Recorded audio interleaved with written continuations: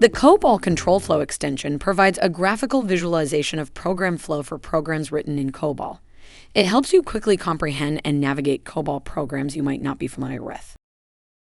COBOL Control Flow displays paragraphs of a COBOL program as graphical nodes in an interactive graph. The edges of the graph are drawn from various COBOL statements that cause transfer of control, like perform or go to. You can interact with the graph to navigate to the relevant parts of the COBOL code, or from the COBOL code to the relevant nodes in the graph. Hover over a node in the COBOL Control Flow graph to display the first several lines of the corresponding paragraph. The COBOL Control Flow graph can also be exported to PNG, JSON, or .string formats. Learn more and download the extension today.